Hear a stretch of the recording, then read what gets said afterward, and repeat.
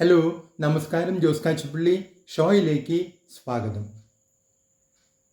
നഷ്ടങ്ങൾ സഹിക്കാനും വേദനിക്കാനും ആർക്കും താല്പര്യമില്ല.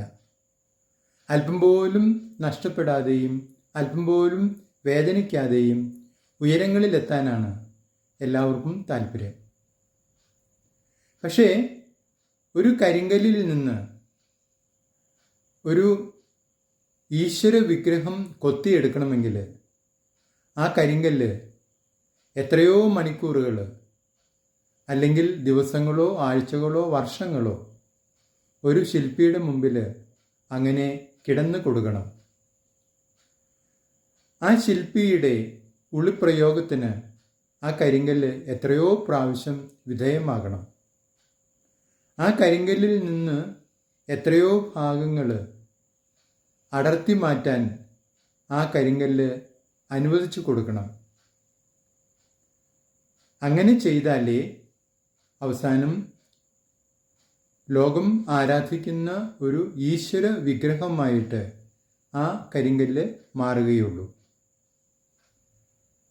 അങ്ങനെ ആ ഈശ്വര വിഗ്രഹമായിട്ട് മനുഷ്യരെല്ലാം അതിന് മുമ്പിൽ താണു വണങ്ങുമ്പോൾ, അതിനെ ആരാധിക്കുമ്പോൾ, നേരത്തെ ആ കല്ല് അനുഭവിച്ച വേദനകളും സഹനങ്ങളും നഷ്ടങ്ങളും ആ കല്ല് മറന്നു കളയും. കാരണം ആ കല്ല് ഇന്ന് മറ്റുള്ളവർക്ക് കാര്യസിദ്ധി ഉണ്ടാക്കി കൊടുക്കുന്ന ഒരു ഈശ്വര വിഗ്രഹമാണ്. എന്നാൽ ഒരു കെട്ടിടത്തിൻ്റെ തറയിലിടാനുള്ള ഒരു കരിങ്കല്ലാണെങ്കിൽ ആ കരിങ്കല്ല് അല്പം പോലും വേദന അനുഭവിക്കേണ്ട ആവശ്യമില്ല. ആ കരിങ്കല്ലിന് അല്പം പോലും രൂപമാറ്റം വരുത്തണ്ട.